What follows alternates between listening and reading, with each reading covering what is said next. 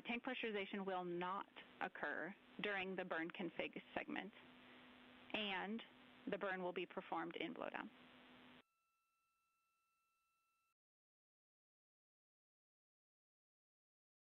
Makes sense. Copy.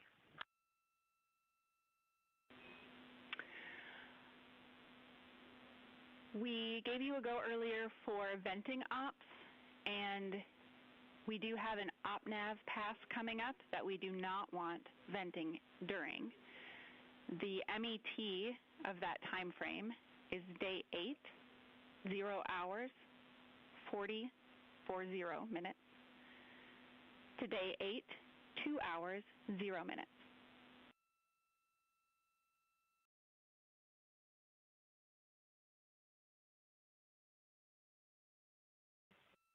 Copy. And then finally, this is a little bit of a contingency information for you, but if you were to lose comm before, during, or after this burn, we've got a couple of burn plan pointers for you. If for some reason the nominal slot 4 burn plan does not converge during any of the pre-burn targeting, we want you to use ground targets. And after the RTC2 burn, if PCL and the RTC3 targeting does not converge, we've put a burn plan called Recovery 1 into slot 5. That removes a constraint on EI, and it should ensure convergence.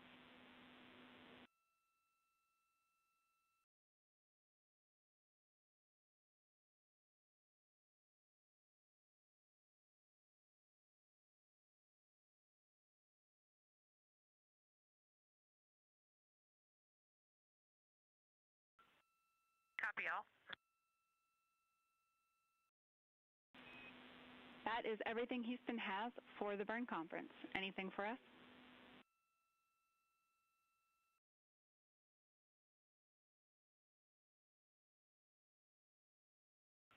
Negative. We're all good up here. Thank you.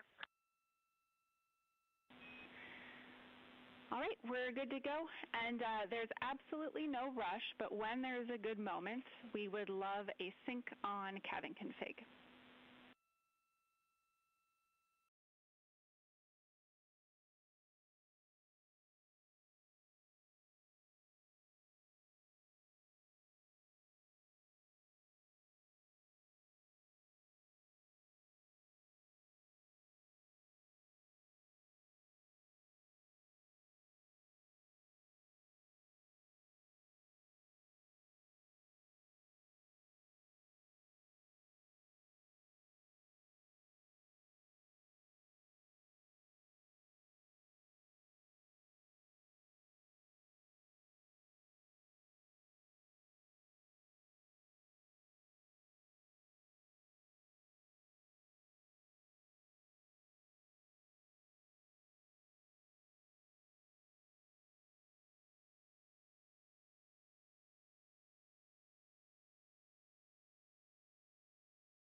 This is Mission Control, Houston.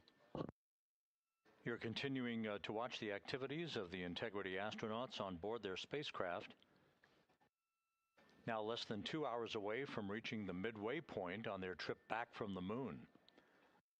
Splashdown schedule for Friday night at 7:07 p.m. Central Time, 5:07 p.m. Pacific Time, at a point to the southwest of San Diego in the Pacific Ocean.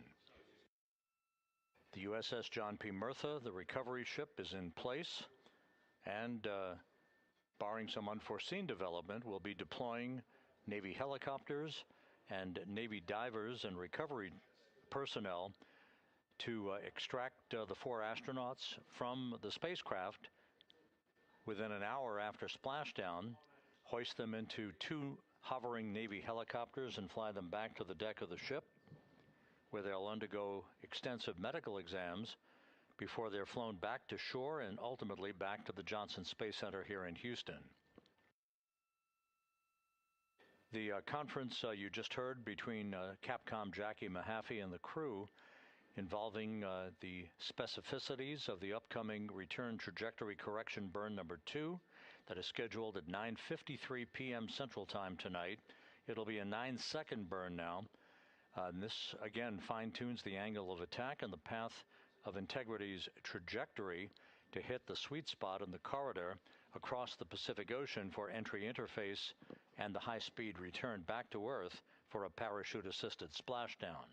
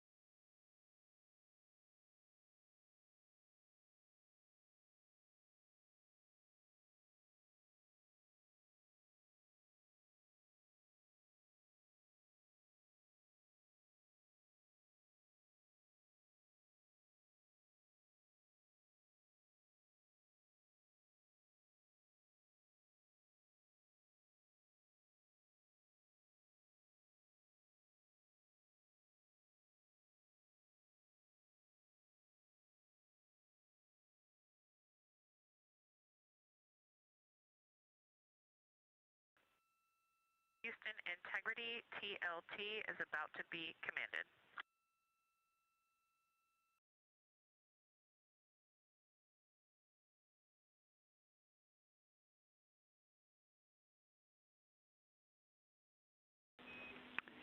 Houston copies. We're ready.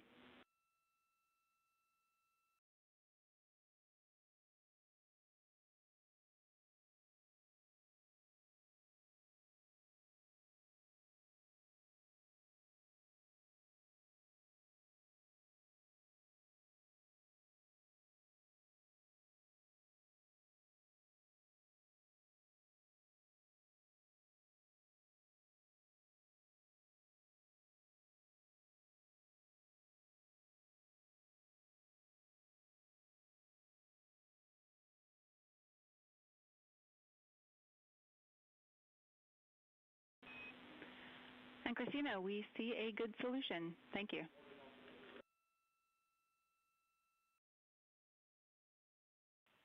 Integrity copies.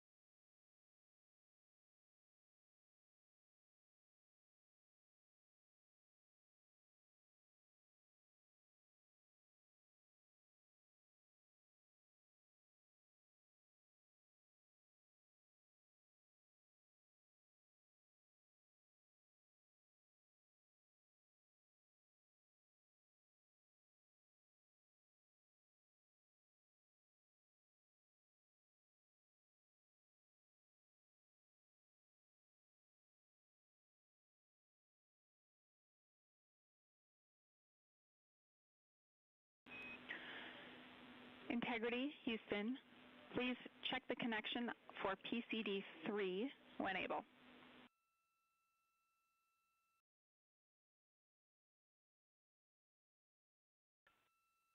We're on it. And we will be calling shortly for the sync on the cabin that you requested. Sounds great. We're just trying to pull a few more images off that PCD, so we'll watch for it to connect.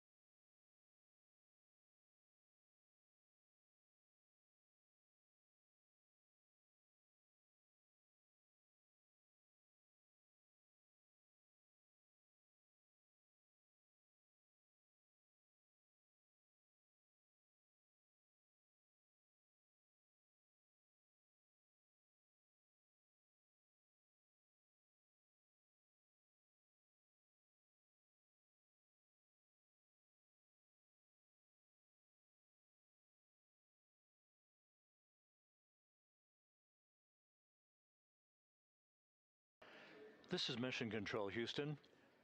7 days, 23 hours, 53 minutes into the flight of Integrity on the Artemis II mission, the lunar flyby of the moon that made history this week.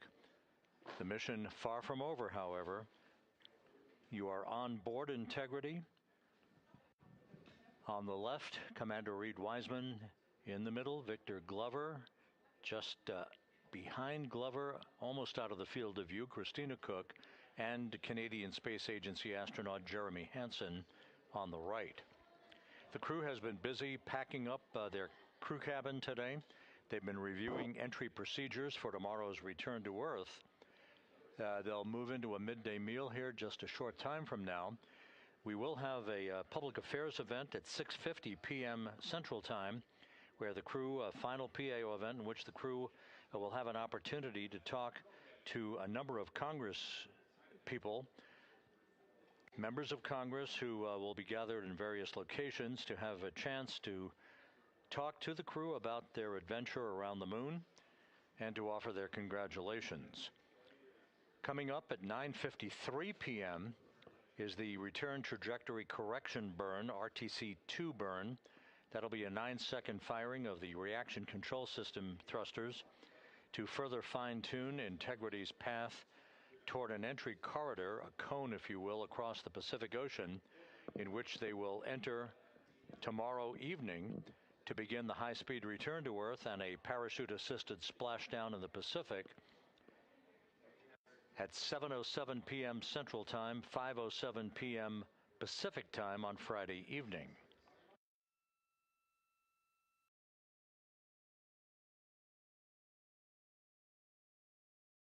When Integrity and its 4 astronauts do splash down tomorrow night, the total distance traveled from launch to splashdown on this mission will have spanned 694,481 miles. That, of course, includes the high Earth orbit that Integrity was placed in through the launch atop the Space Launch System and the interim cryogenic propulsion stage, the upper stage burn, that enabled Integrity to spend 24 hours in a high Earth orbit that reached about 43,000 miles at apogee, giving flight controllers here an opportunity to check out all of the critical systems, including the environmental control systems in the spacecraft, prior to the translunar injection burn that committed Integrity to a free return trajectory around the moon and its current trajectory heading back to Earth. The translunar injection burn was, in essence, also a deorbit burn of sorts, with the crew having been set on a pre-planned course through orbital and lunar mechanics that will result in its entry into the Earth's atmosphere and a splashdown in the Pacific tomorrow evening.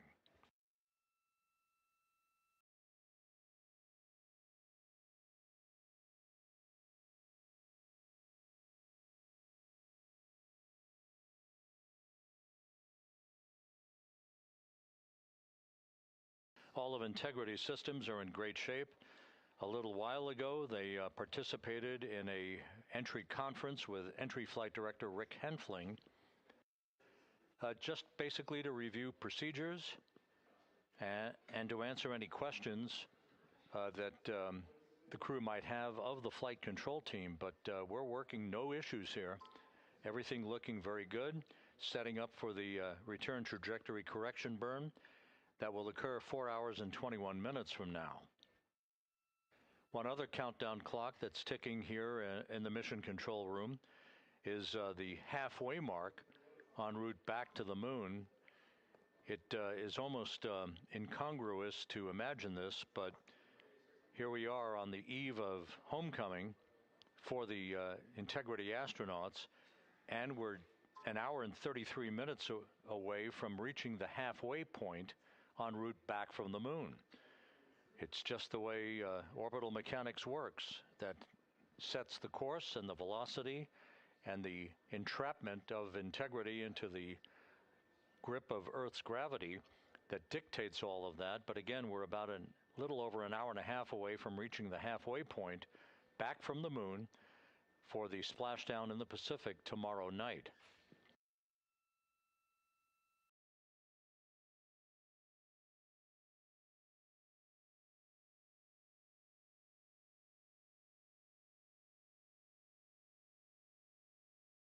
The 4 crew members are scheduled to begin their 8.5-hour sleep period at 2:05 a.m. Central Time on Friday morning. The entry team will be coming on console at 10:30 tomorrow morning to begin a handover from the planning team, or the Orbit 3 team, if you will. The crew will be awakened at 10:35 a.m. to begin their final hours in space. We'll set off to final configuration activities for the crew cabin. The final burn, the RTC-3 burn of the system jets, that will be the final critical firing to complete tuning of their path towards entry interface. That RTC-3 burn on Friday is scheduled at 1:53 p.m. Central Time. The crew will move into its entry checklist just after 4 p.m.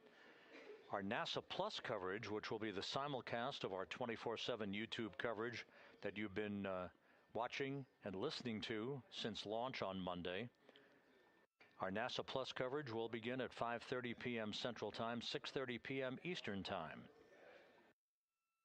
A communications link handover from the Deep Space Network to the Tracking and Data Relay Satellite System will occur at 6:15 p.m. Central Time, just a few minutes before the crew module and service module separate. The European service module to pyrotechnically separate from the crew module at 6:33 p.m. Central Time on Friday night. 16 minutes later, at 6:53 p.m. Central Time, we will enter the Earth's atmosphere at an altitude of 400,000 feet, traveling at peak velocity at some 32 times the speed of sound. At 6:37 p.m., there will be a raise burn. This is prior to entry interface. It's about an 18-second burn that will be refined in terms of its duration tomorrow. But the raise burn will gently nudge the aft end of the vehicle to properly align it to the right angle of attack for the entrance into the Earth's atmosphere, and to provide the lessening of a buildup of heat against Integrity's heat shield as it descends through the regions of the Earth's atmosphere. We will encounter a planned 6-minute communications blackout at about 6:53 and 54 seconds p.m. Central Time. Again, this is due to the buildup of plasma around the vehicle, the ionization effect, if you will. This is typical of all high-speed entries back into Earth for any vehicle. In this case, it will last about 6 minutes. Once we regain communications with the crew, we will be just 7 minutes from splashdown, and we'll be initiating a rapid-fire succession of the deployment of series of parachutes. First, the parachutes that will pull the forward bay cover off the top of the vehicle, then a series of drogue suits, and then finally 3 main parachutes that will slow Integrity's speed to just 19 miles an hour at splashdown. The USS John P. Murtha is on station, ready to begin recovery operations with helicopters, Navy divers, flight surgeons, crew surgeons, Navy surgeons, a whole flotilla, if you will, of recovery personnel.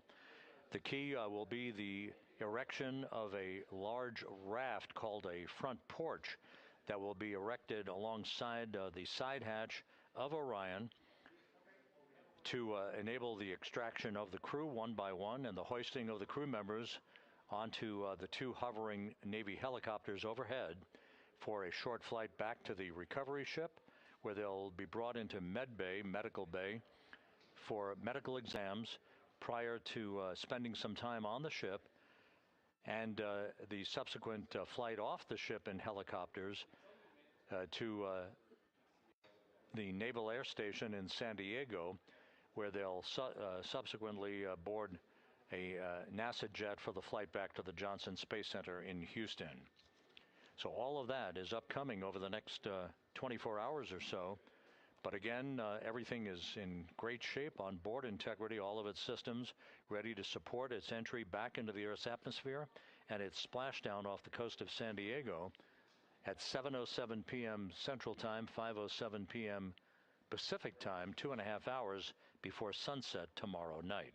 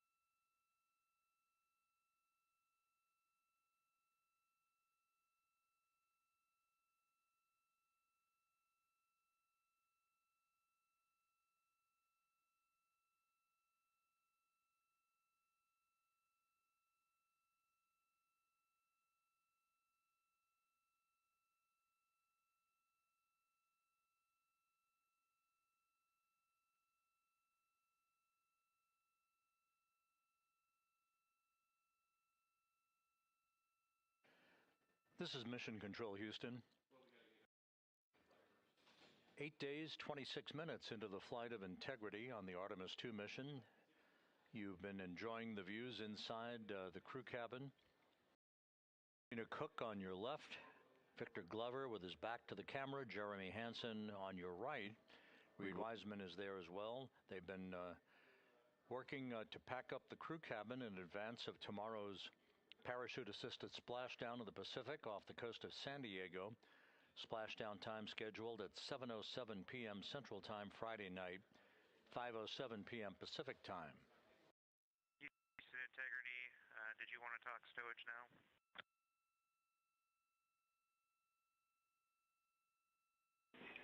We are ready. And big picture, we're just looking for what IVA called a vibe check, how the day is going and how you feel going forward.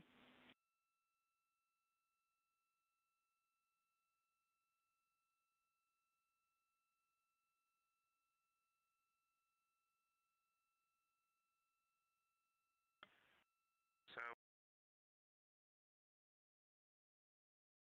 26.5.300, all of that went fine. And so really at this point, we'll probably have a little bit more uneaten food that we'll put in bag 7 is our plan right now, just depending on how much food we individually eat over the next day, I guess. And other than that, we're just sort of going through the cabin and putting things away as we're done with them and just looking it up on the Excel spreadsheet as to where to put them, the packing plan. And that's a bit tedious at times, but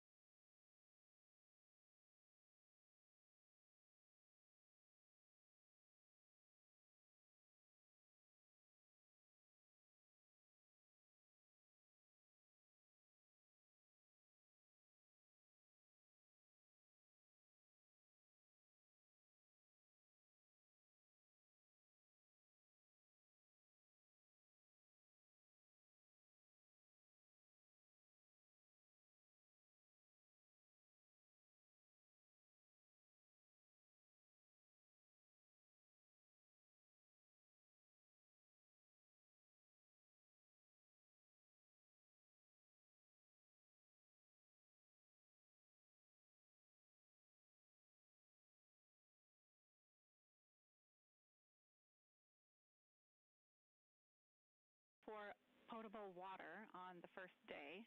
We think you've used one for urine, and we think you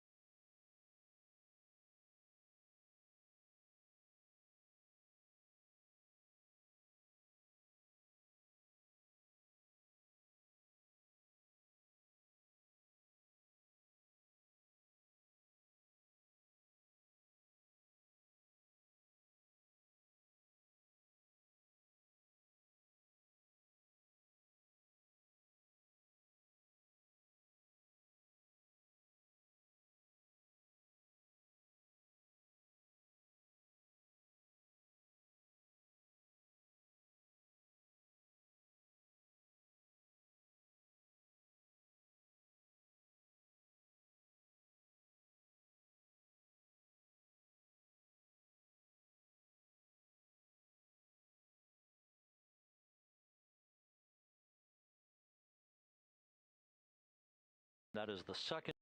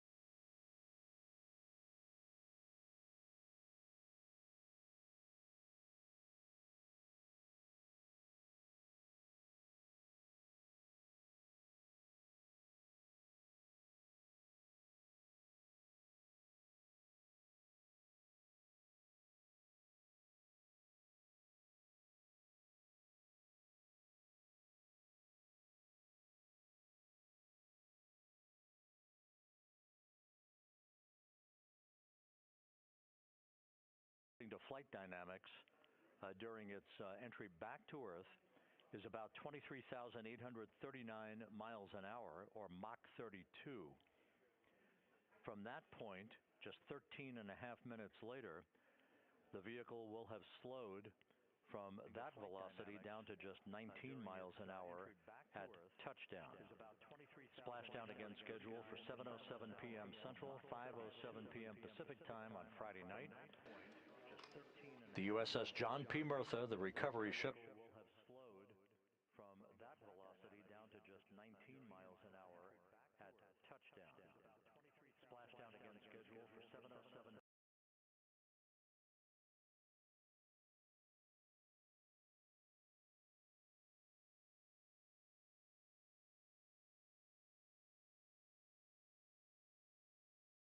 Integrity.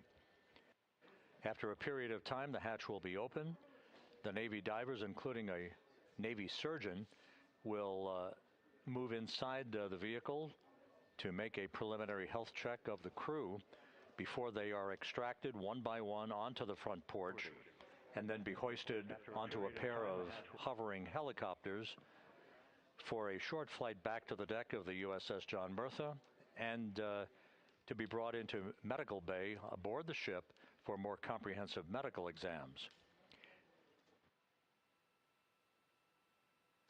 In all, at the time of touchdown, or splashdown as the case may be in this flight, the total distance traveled from launch to splashdown will have spanned 694,481 miles.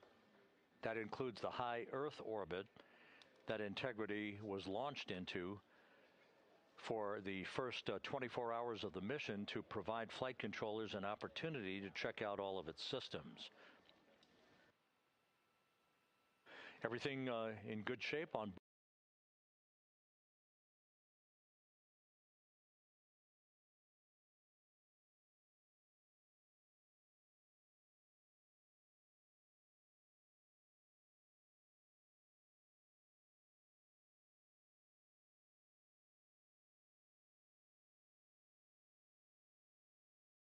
It says nadir. So can you just confirm you want it on the bottom underneath the other CTBs?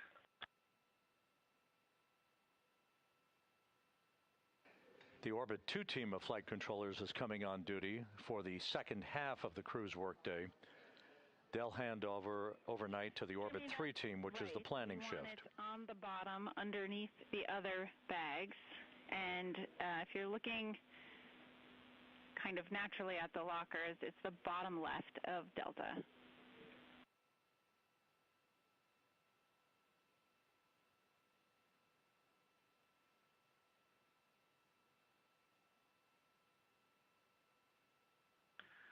Okay. Yeah, that's how we interpret it too, so we'll do that. That's a bit more challenging, but we should be able to get it done. The other thing is we could use a location for 2 more hefty bags. We got the ones that we've used today so far, the containment bag.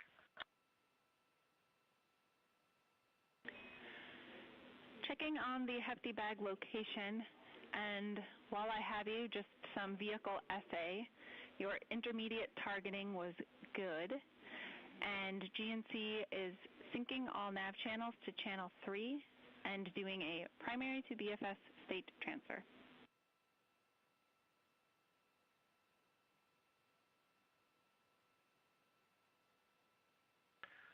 Okay, Jackie, all that tracks.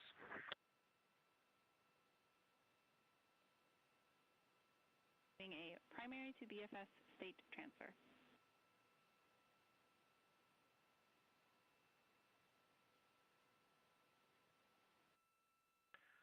Okay, Jackie, all that tracks.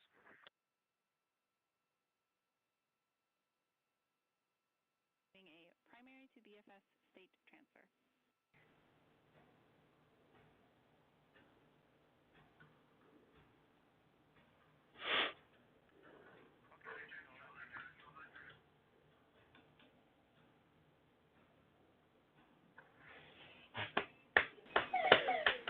Integrity Houston, for Jeremy and the hefty bags, you should find 4 additional hefty bags in one of the 2 JSBs that you've been using today.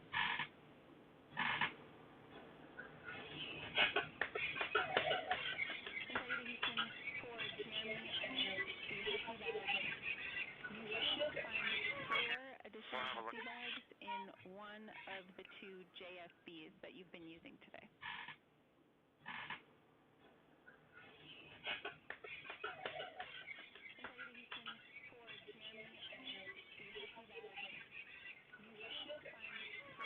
Additional sea bags in one of the two JSBs that you've been using today.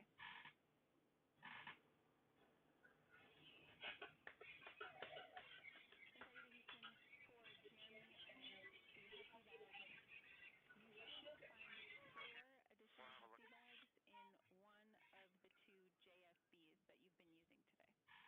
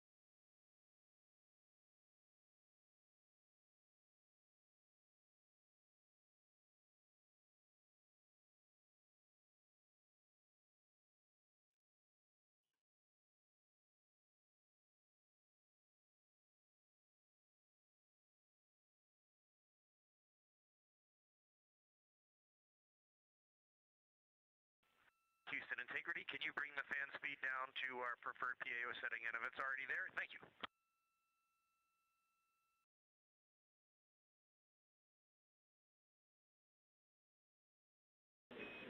It is there. Houston Integrity, can you bring the fan speed down to our preferred PAO setting, and if it's already there, thank you.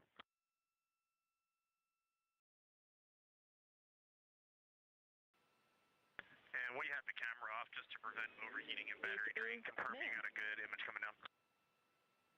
Houston Integrity, can you bring the fan speed down? We do have an image coming down.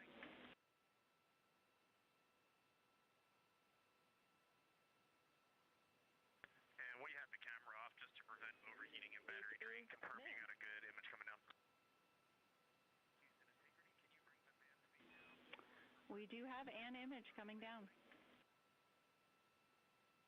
You know, Jackie, snark does carry across the cosmos. And we have the camera off just to... That delayed smile made me feel very good. We do have an image coming down.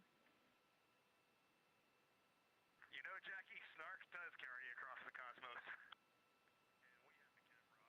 we have the camera off just to... That delayed smile made me feel very good.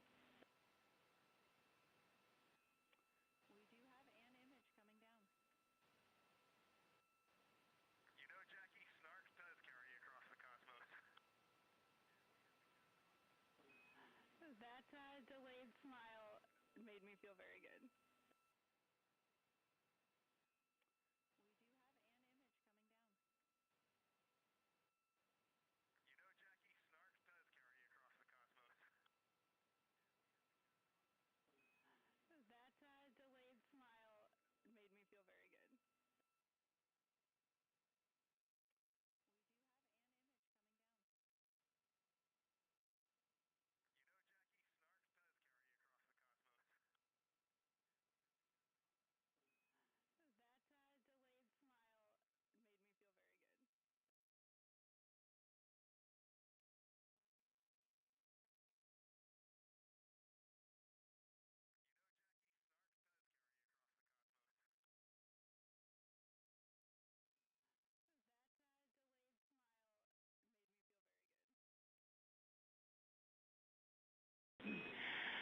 Integrity Houston, for the live camera feed, we are getting intermittent dropouts, like maybe 2/3 of the time. Every few seconds it's dropping to black.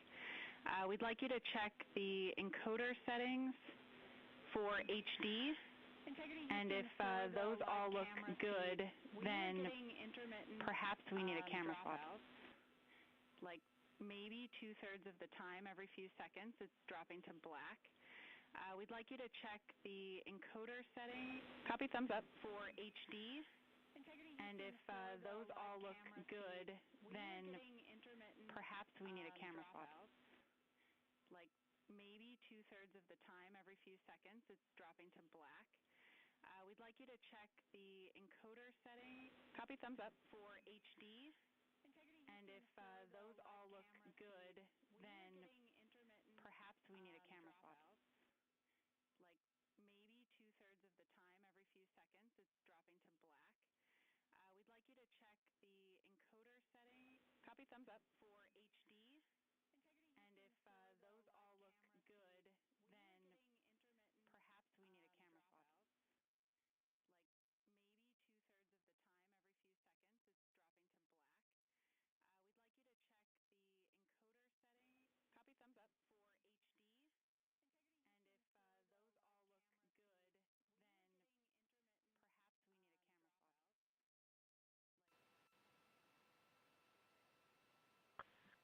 Jackie, we confirmed all the settings were per the procedure. We have stopped and restarted the stream. We're prepping another camera. Please let us know what you'd like.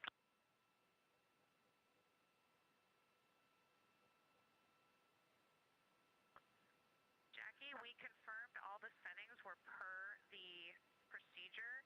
We stopped and restarted the stream. We're prepping another camera. Please It does not seem to have helped the situation. We'd like to try the camera swap. Jackie, we doesn't work. All the settings were per the procedure.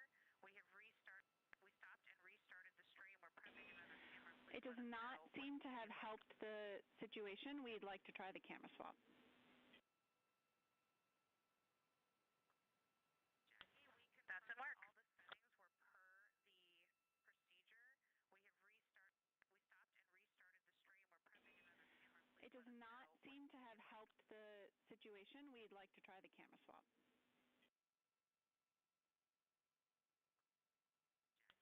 Doesn't work.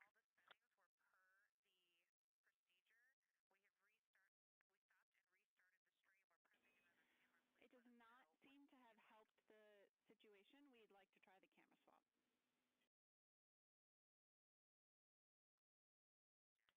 and restarted the stream.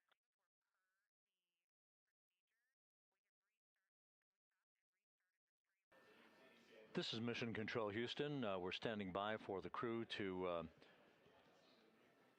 complete the setup for the upcoming PAO event, in which they'll have an opportunity to talk to members of Congress. All this happening as we're just 17 minutes away from Integrity reaching the halfway point en route home from the moon, with splashdown scheduled off the coast of San Diego on Friday evening. PAO event in which they'll have an opportunity to talk to members of Congress. All this happening as we're just 17 minutes away from Integrity reaching the halfway point en route home from the moon, with splashdown scheduled off the coast of San Diego on Friday evening. Jackie, new camera in place and wired up. How's it look? All this happening as we're just 17 minutes away from Integrity reaching the halfway point en route home from the moon. We are checking. San Diego on Friday evening. Jackie, new camera in place and wired up. How's it look? All this happening as we're just 17 Wireless mic audio check. 3, 2, 1. en route home from the moon. We are checking. San Diego on Friday evening. Jackie, new camera in place and wired up. How's it look? Wireless mic audio check. 3, 2, 1. Okay, Integrity, the audio from the mic and video are looking good. We'll be ready to start the event. Mike audio check. 3, 2, 1. Okay, Integrity, the audio from the mic and video are looking good. We'll be ready to start the event. Integrity, this is Houston. Are you ready for the event? Wireless mic audio check. 3, 2, 1. Houston, this is Integrity. We are. The audio from the mic. Administrator Isaacman, this is Mission Control Houston. Please call Integrity for a voice check. Are you ready for the event? Check. Houston, this is Integrity. We are. Integrity, Administrator a check, Isaacman, loud and clear. How do you have us? Please call Integrity for a voice check. Are you ready for Integrity, Jared, you're check. About 5x3 right now, but it's looking like it's stabilizing. It's great to chat with you again. Houston, this is Integrity. And good evening, Artemis 2 crew. As you all approach your final day on this historic journey around the moon, the people of Earth remain inspired by your mission.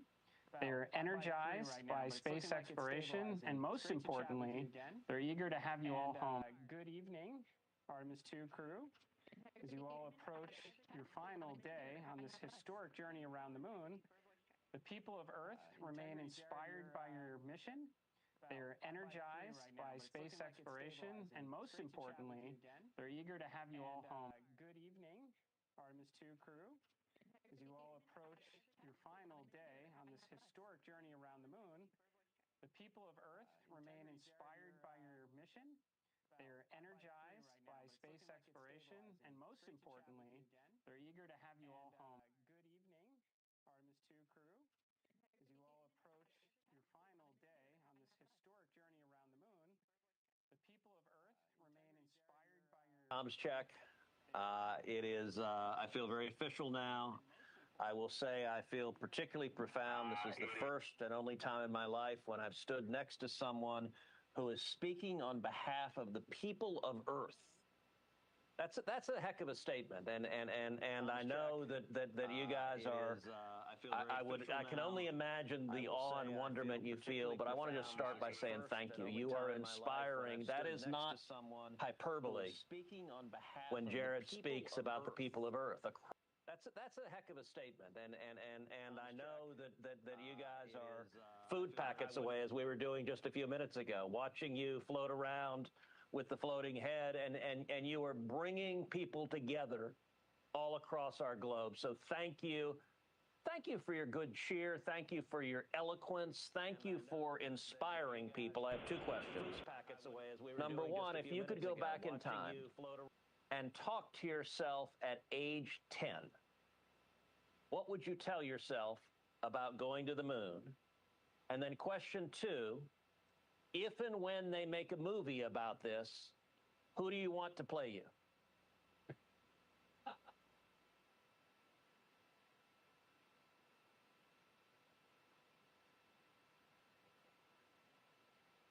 Well, sir, it's an honor to be with all of you, and please say hello to all of our colleagues there at Johnson Space Center. We can't wait to be back. My 10-year-old self, I recently found some photos of myself on a family vacation at Kennedy Space Center, and we were posing in front of the Saturn V rocket with my siblings and my parents. And if I could have told that little girl who took home a picture of Earthrise and hung it in her room that she would eventually launch from that same place to see that same view, I'm pretty sure she would not believe it. But even though I still can't believe it, and she certainly wouldn't believe it, she chased that dream, and it ended up happening. It's such an honor to hear that we've inspired. That's truly one of the top things that we ever wanted to do. And I am definitely not answering the movie question. That's going to be for Reed. Senator Cruz, it's great to talk to you, and thank you for visiting our friends and family there at the Johnson Space Center. That is fantastic. We've thought a little bit about the movie, and I think that's way out of our pay grade. So we don't know who's going to play us. That's up to whoever decides. But one thing we do know for certain is this guy is going to be played by Buzz Lightyear, 100%, no doubt. Thank you so much, Senator Cruz. Our next question comes from Senator Maria Cantwell of Washington. Hi, congratulations to NASA and the Artemis team. I want you to know I spoke to Ann McLean earlier today, and she said the 8 balls are all incredibly proud of you. This mission is a major investment in science and a testament to human achievement. The Orion thrusters were built here in the state of Washington, and I invite you all to come and see the innovation and the people that you've inspired. My question is, as Americans who've traveled the farthest and seen direct observations that are proving so invaluable, once we go back and land humans on the moon, what are we going to learn from the human eye that the moon rovers couldn't tell us?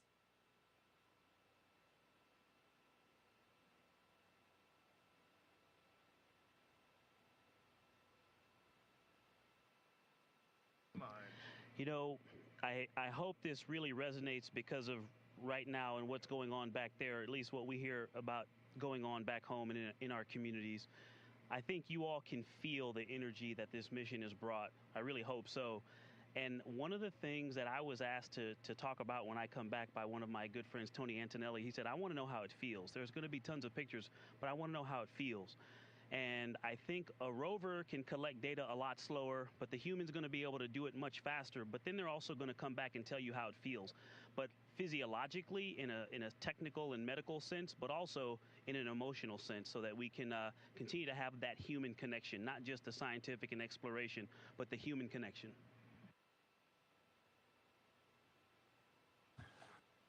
Our next question comes from Senator Jerry Moran of Kansas. Good evening to all of you. On Monday, Administrator Isaacman and I visited the Cosmosphere in Hutchinson, Kansas. Commander, it's the place you told me was the best space museum in the world. I've repeated that many times. I'd like to extend an invitation to each of you to come visit us in Hutchinson and be my guest.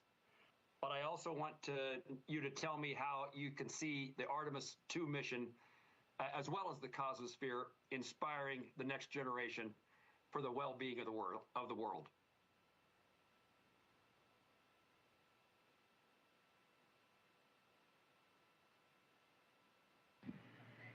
Well, sir, I'll definitely take you up on that invitation because I have yet to see that museum, and I've just heard amazing things about it. So I look forward to that opportunity. And I hope that maybe something from this mission will end up in that museum at some point in the future. You know, as far as inspiration goes, I really think it comes down to just getting stuff done. And you can have an inspiration program, you can invest a lot of money in that, or you can have a program that just goes out and gets things done, like the Artemis program is doing. And then you can spend your inspiration program dollars on just disseminating that to the masses. And that is what I see happening here right now. I think we're knocking it out of the park. Thank you, sir. Our next question is for Reed, comes from Senator Chris Van Hollen of Maryland. Well, greetings to all of you. Reed, I had a special question for you because of your old alma mater. What would you say to a student attending your old high school, Delaney High School in Baltimore County, or to any other student in America who aspires to follow in your footsteps as an astronaut?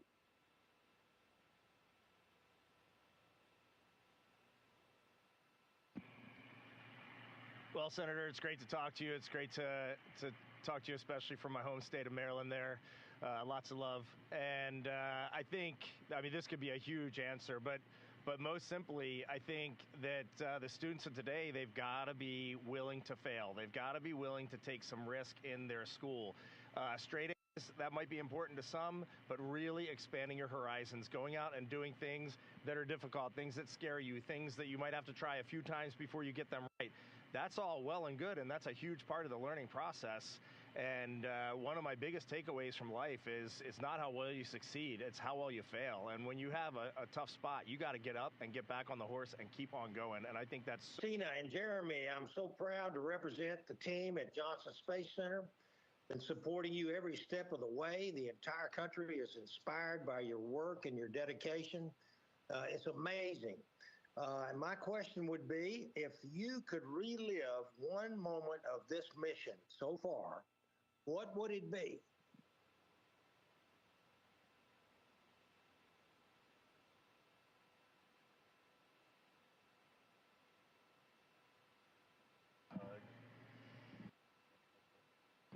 Wow, we are all brainstorming, and it would be a lot easier if you had said a list of 5, but I'm actually going to go way back because the big contenders are the eclipsed moon, which was one of the most surreal things any of us have ever seen, and it literally rendered us speechless.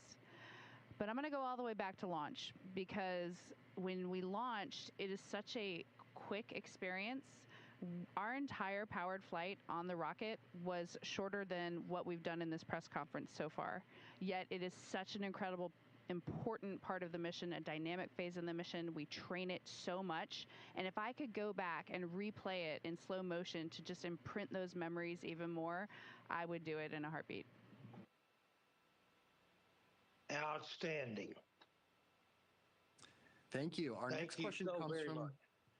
Our next up, we have Congresswoman Zoe Lofgren of California. Well, hello, crew, and thank you for all you've done. You've inspired people all over the world, and Brian Babbitt and I work together on the committee to make sure you have support across the board.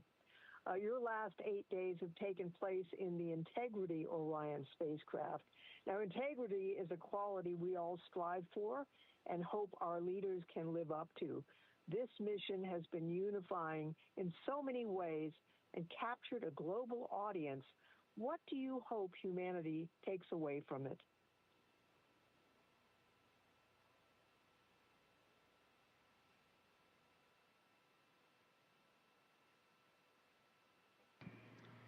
Thank you for that question, and hello to everyone in California.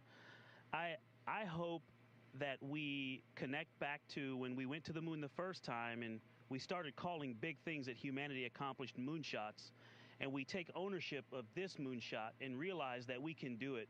And then we also think about the future and that this is just the beginning, and that there's nothing that we can't accomplish when we pull all of our differences together, not in spite of them, but when we pull them together and we work on something big for the good of everyone. All right, next we have a question from Congressman Hal Rogers of Kentucky. We're proud of you and proud of the tracking that's being done of your event at Morehead State University in eastern Kentucky.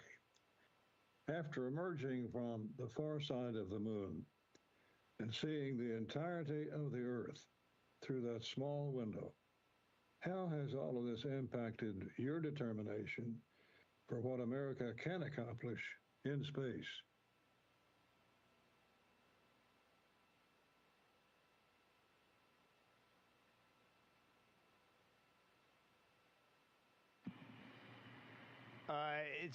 It reminds you, first, just being, right now we're 106,000 miles away from planet Earth still, and we'll be home tomorrow. Part of this is just scale. It is unbelievable to think that we could build a international team led by the United States of America and set our sights out on a sustained presence on the moon and onto Mars, and then we can go and achieve it. And I know we did this in Apollo, and it was absolutely amazing.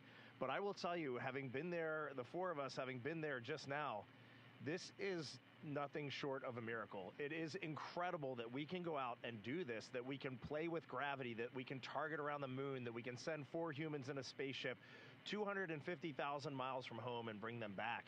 There is nothing this nation cannot do when it has a vision. It just has the capability to go out and get anything done we want to get done. All right, next up we have Congresswoman Grace Meng of New York.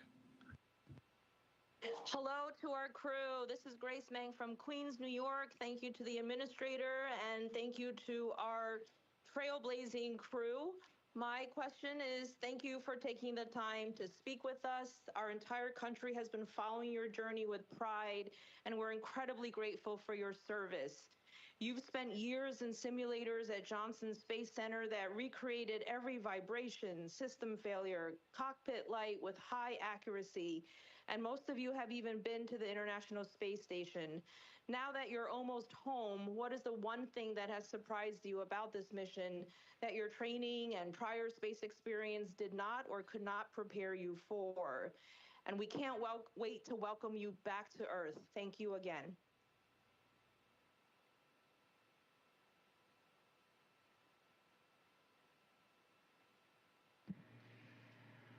Well, it's going to be a 2-for-1 deal because I definitely have to call out what Christina was talking about, seeing the far side of the moon, but eclipsed. And when it's eclipsed, the sun was, I know you saw some pictures, and the pictures look pretty close to what we saw, but it really was something. But the other thing, kind of, your question made me think about when you're talking about all the simulations.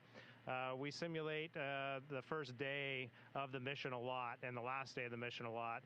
And near the end of the first day, we separate from the upper stage of the rocket, and then that's when we did the proximity ops where we flew around the upper stage as if we were docking to it.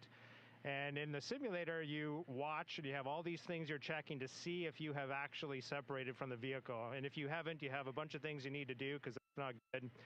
And in space, it's nothing like that. We essentially got ejected off the top of that thing. We were all sitting in here waiting for that moment, and all of a sudden we're all pinned to the floor. Like, well, I guess we separated. All right, next we have a question from Senator Mark Kelly of Arizona. Hey guys, I know you're busy, so I don't want to take up much of your time here, but very proud of you. World's looking up because of you. You've reminded millions of people what a crew and a mission and a shared purpose can really do. So thank you for taking and carrying the hopes of a nation beyond the horizon.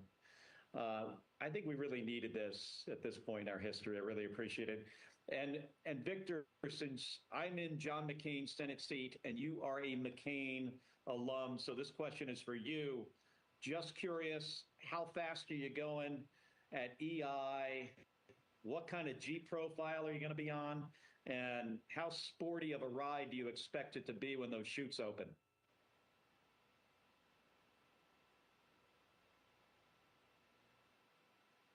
Oh, Mark, thank you. It's great to hear from you. Thank you for your continued leadership and support and friendship. And the ride's been amazing. Jumping off the pad was awesome. And a lot of people think about rocket science and staging, power versus weight. Well, slowing down from that speed takes just as much thought and practice. And so we're going to come into the atmosphere at about almost 40 times the speed of sound. And then we will slow down to a 20-mile-an-hour touchdown into the Pacific. But the G profile will actually be very similar to what it is on launch. We'll get up into the 3 Gs, just over 3 Gs on the way down for a normal entry. But if it was a ballistic, we could get up to as high as 9, 10 Gs, which is what you pull in a fighter jet. But we could be doing that for several minutes, for 8 or 9 minutes. And so the G profile is going to be pretty sporty. But when we touch down, the heat shield and the parachutes are going to get us nice and slow so that we touch down at what did I say, about a 20-mile-an-hour splashdown in the Pacific. And we can't wait to see the dive team and the Navy that are going to come and pick us up. All right, thanks, guys. All right, next we have Senator Katie Britt of Alabama. Hey, everybody. I know how proud we are in Alabama of the role that Marshall Space Flight Center in Huntsville has played in this incredible mission. So I can't even imagine how unbelievably proud your families are of you and how excited they are to see you soon and to welcome you back to Earth. So instead of a question, I want to let each of you just take the next minute to publicly address your children and the next generation of space explorers as history-making Spice Fleet, this mission enters its final hours. So thank you so much for your incredible service and your example.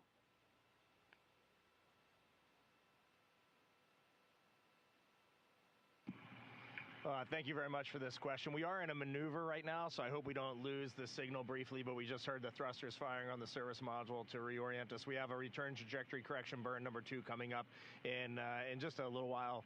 But I just want to look at my daughters, Ellie and Katie, and just say I love you, and their support has been unbelievable. I don't think they knew what this mission really meant when we launched, but they have learned through the outpouring of public support, their friends' support, and family support.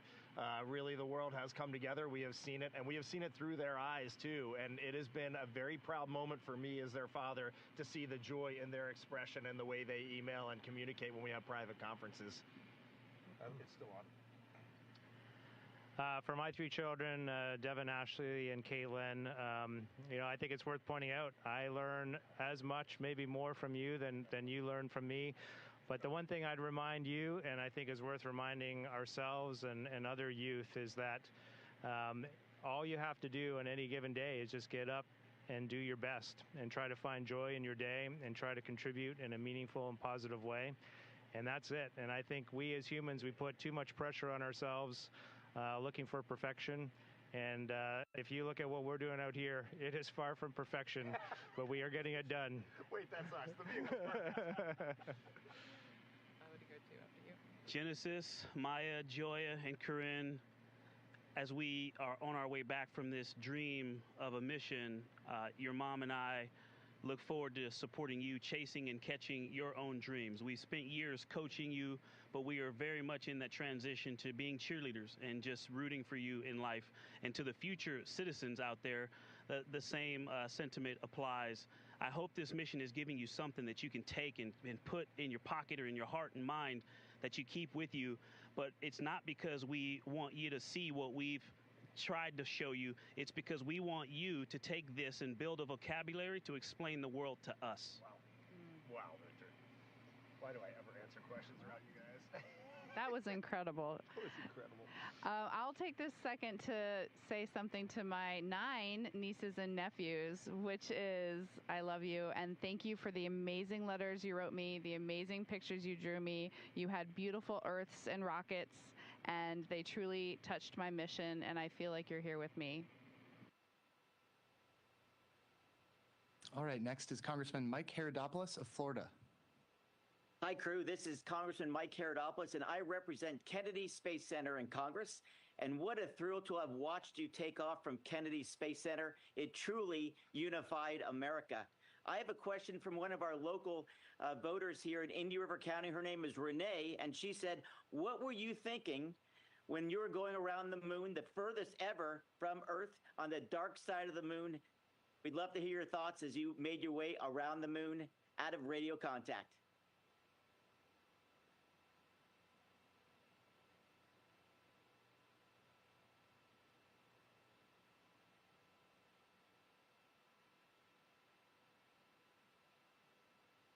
So during the time of the nearest approach to the moon, we were doing so much science. I took a brief moment to say a short prayer of gratitude for being sent on this mission and trusted with, bringing back scientifically relevant information.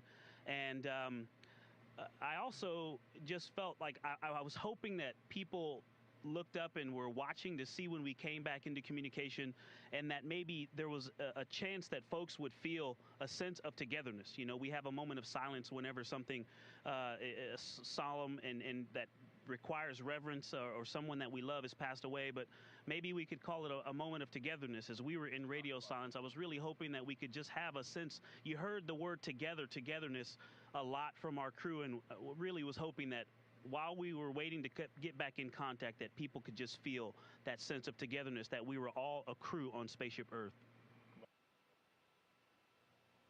All right, our second to last question is from Congresswoman Valerie Foushee of North Carolina. This one's for Christina.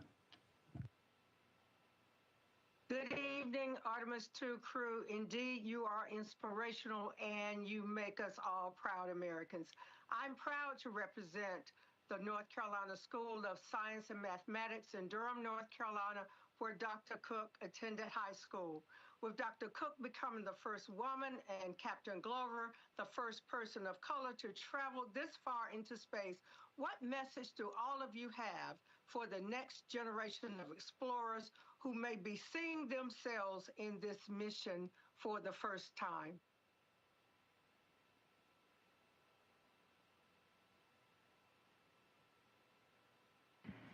Well, it's such an honor to speak with you and that you represent Durham. All of my family lives there, and they're all flying to Houston right now, hopefully to watch our splashdown. So Durham is very near and dear to my heart.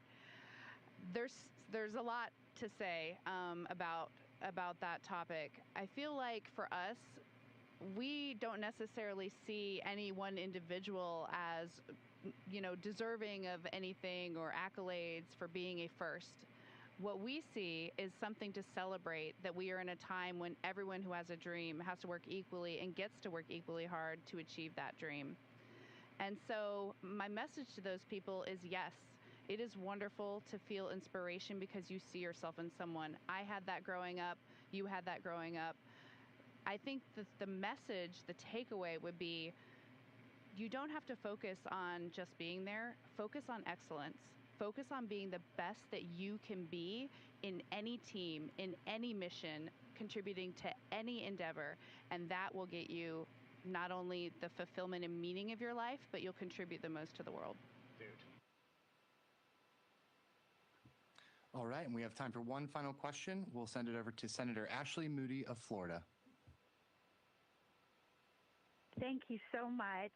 And I know we started with Senator Cruz from Texas, and I love that we're ending with Florida Senator. It's such an honor where you launched. I was there for the launch of Artemis II. It was so exciting. Florida's been the beating heart of American space exploration for over 60 years. What would you say to the kids from Florida who were there that day watching the launch, really kids from Pensacola to Miami, who may want to follow in your footsteps one day as astronauts, or maybe work for NASA, or even in the space industry? What would you say to them?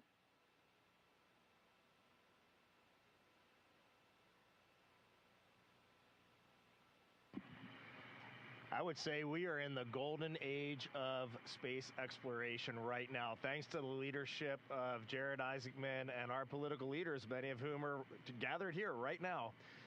We are getting it done. We have our sights set on the moon. We have our sights set on Mars. We have probes going out across the solar system, robotic precursor missions, the moon, Mars, moons of planets around our solar system. There's just limitless potential here. But I also want to just not single out people who are interested in spaceflight. I would say anything that you find a passion in, when it sparks your interest, there is no right answer for every human. It's in your soul. So Jeremy likes to say every one of us has a gift, and we need to share our gifts to be happy. And so if you want to be a vet, be a veterinarian. If you want to help people, be a nurse or a school teacher, or a public servant, a police officer. There are so many things out there. And when you find that fire in your soul and you know what you're meant to do, just lean all in and go for it. And if some of you end up going and walking on Mars, the four of us, myself, Victor, Christina, and Jeremy, we will be in the front row cheering you on loud and clear. All right, we are out of time for today's event. That concludes the event. Thank you to everyone who was able to tune in, and thank you to our elected officials for joining us. Artemis II crew, we look forward to seeing you back home soon.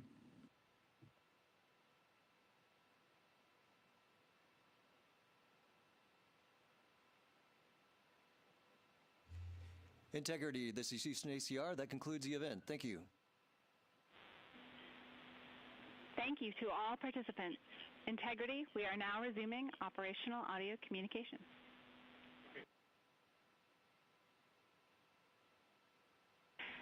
And Integrity, just over 10 minutes ago, as you were having that event, you passed the halfway home mark.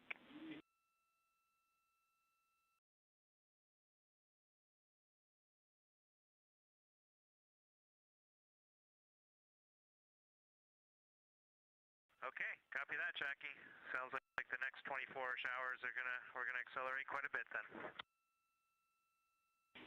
Absolutely. This is Mission Control Houston. And Integrity, we are working to get OE2 into a private conference, and we'll be ready to start the Flight Director Conference just a couple minutes early.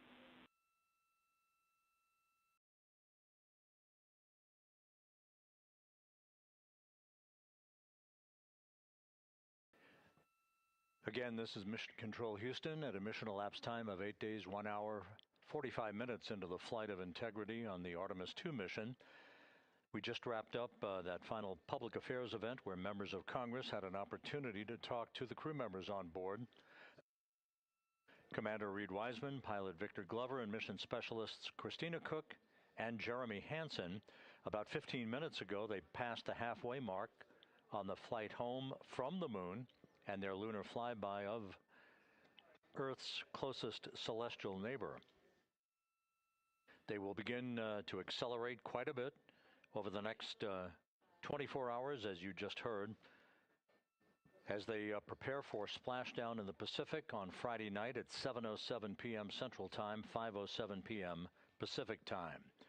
A shift handover has just been completed here in Mission Control, where the Orbit 2 team of flight controllers is taking over. They will be led by Flight Director Fiona Antkowiak, taking over from Entry Flight Director Rick Henfling. We think we copied the RHC as set up, but can you confirm?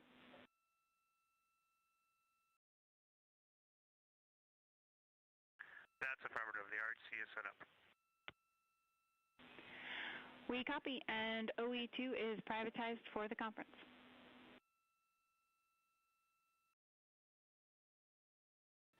Entry Flight Director Rick Henfling and his team of entry flight controllers will be back on console tomorrow morning, and that will be the ultimate day of this mission, the final chapter in the Artemis 2 flight, and that will be entry and splashdown. Entry and splashdown, the crew spent the day configuring the crew cabin, reviewing entry procedures, and preparing for their high-speed return back to Earth that will culminate in a splashdown in the Pacific 2.5 hours before sunset at 5:07 p.m. Pacific Time. We'll be here all night, throughout the course of the night, and all day tomorrow to bring you every aspect of the entry, splashdown, and the recovery of the crew as they return from an historic lunar flyby and the completion of the Artemis 2 mission. This is Mission Control, Houston.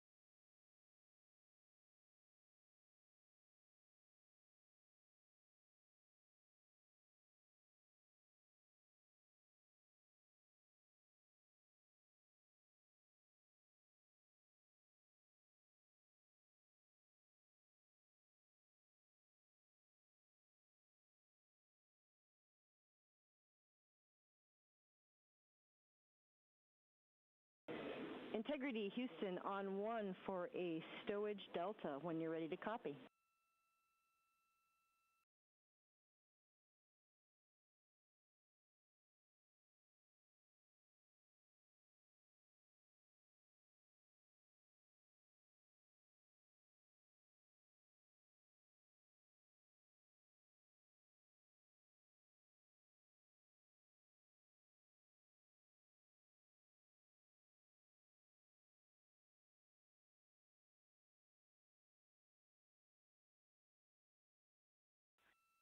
Go ahead, Houston. Hey, good afternoon, Jeremy. I wanted to give you a stowage delta, something that you can do tonight. So in terms of making room for the USB power strip stowage tomorrow, we'd like you to move some items from the Foxtrot Large CTB. The two items are, Foxtrot 1 Large CTB. Those two items are going to be the portable speakers and then a Ziploc with 4 AGA batteries. And you'll be moving that from Foxtrot 1 Large to Locker Echo Bag 10. How copy?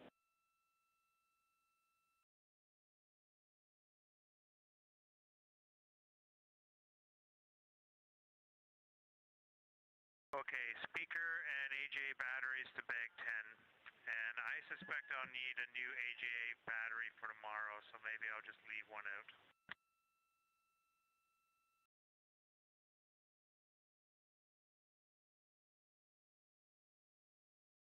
Copy, Jeremy, and we do expect that you would be able to find more AGA batteries in that Foxtrot 1 Large CTB.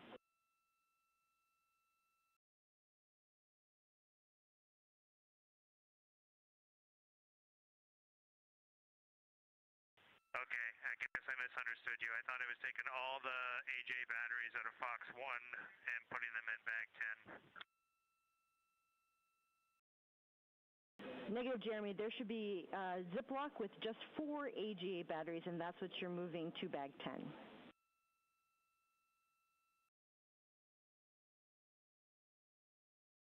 Okay, thanks for clarifying. I'll move the one with 4, and that will leave me 2. I got them in my hand. Perfect.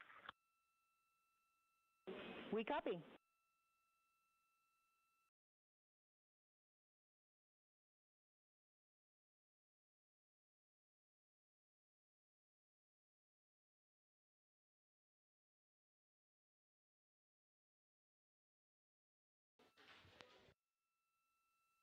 Good evening from Mission Control Houston inside the Artemis Flight Control Room. I'm Anna Schneider with NASA Communications, and the Orbit 2 team of flight controllers has recently come on console and completed their handover with the Orbit 1 team, who for today was the entry team of flight directors.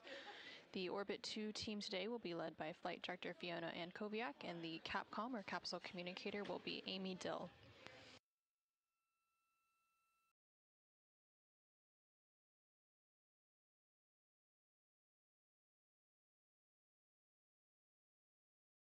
You recently heard. And Integrity Houston, 2 minutes to forward link LOS.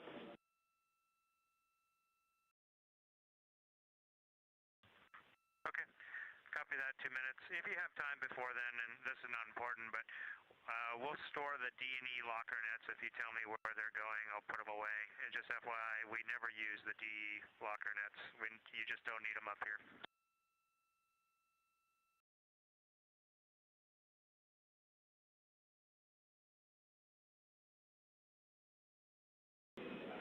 You can stow those in Locker Delta, bag 7.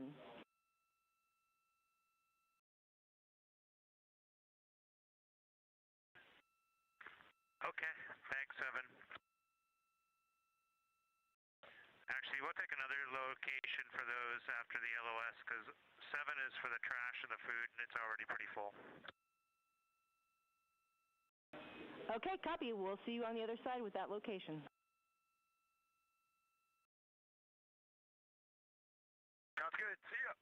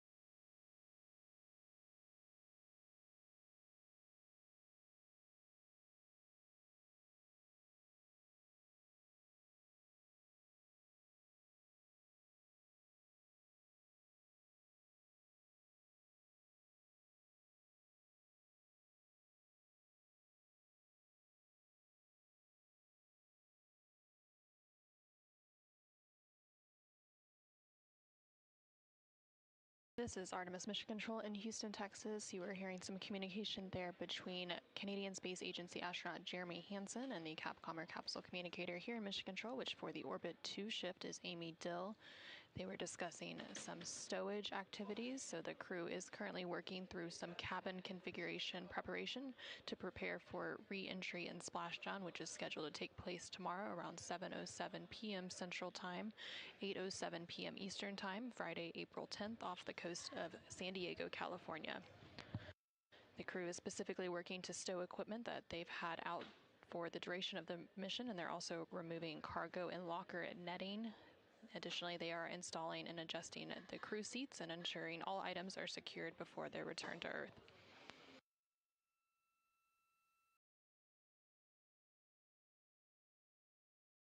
You also heard that we were entering a forward link LOS. That is a forward link loss of signal, which means that the crew can communicate down here to Mission Control, but the teams here at Mission Control will be unable to communicate back during that loss of signal.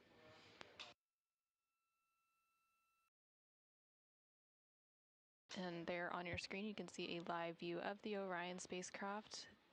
These views coming to you from one of the solar array wing cameras. The Orion spacecraft has 4 solar array wings that are attached to its service module that continue to provide these views throughout the duration of the mission.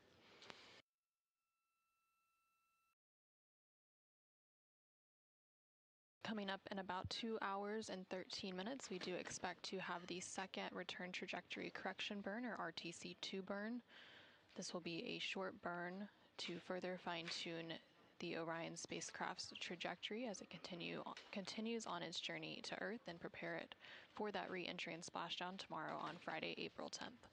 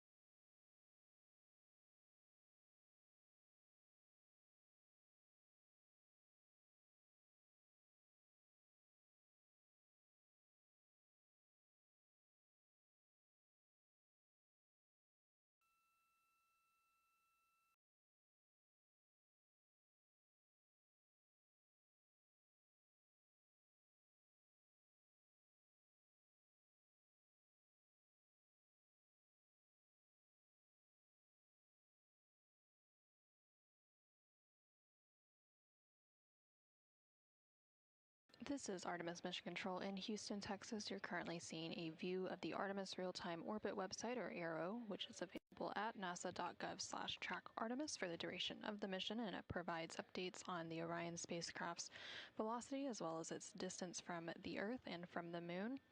Of course, now that Orion and its crew are on the return leg of their journey, the distance from the Earth will continue to close in. Right now, they are about 120,000 miles away from Earth and about 149,000 miles away from the Moon. Earlier today, they did reach that halfway mark on their return journey home. And a little bit later today, and just about 2 hours from now, the second return trajectory correction burn, or RTC-2 burn, will take place to further refine the Orion spacecraft's trajectory as it continues its journey back home to Earth. Most of the crew's activities for today have been, of course, focused on that re-entry and splashdown preparation for tomorrow. The crew began their day with some entry stowage preparations, and some of that stowage is continuing into the latter half of the crew's day. They are still working to configure the Orion spacecraft's cabin for re-entry as well. Those activities currently ongoing. Earlier in the day, the crew also had the opportunity to study their entry preparation materials, and they had a private conference with the entry flight director here in Mission Control Houston, which is NASA Flight Director Rick Hinfling for entry. During that private conference, they had the opportunity to discuss those entry preparation materials that they were previously studying, and they also went over the latest weather briefings and their entry pad, which had been recently updated. Following that, they went ahead and did some preliminary targeting for the upcoming return trajectory correction burn before moving into their midday meal. And then shortly after that midday meal, they went ahead and completed their final public affairs downlink event for the mission, which was held with members of Congress. And then after that, they had another private conference with the flight director here in Mission Control Houston before moving into that cabin configuration activity, which they are still working through. During this cabin configuration, the crew is working to stow various equipment that they've had out and using during the mission, and they're also removing some of the cargo and locker netting and installing and adjusting their crew seats to ensure that everything is secured before their return to Earth tomorrow, April 10th. Shortly after this cabin configuration is complete, the crew will begin preparing for that upcoming return trajectory correction burn, that RTC-2 burn. That burn is scheduled to take place in about an hour and 58 minutes from now. And then following that burn, the crew will have a few small activities to close out their day, and they will also continue any additional stowage that wasn't completed prior to that burn. The crew will, of course, close out their day with their daily private medical conference with the medical teams here on the ground, as well as another final private flight director conference before heading into pre-sleep. Pre-sleep is the opportunity where they can eat dinner, and they can also complete any hygiene activities ahead of their sleep period.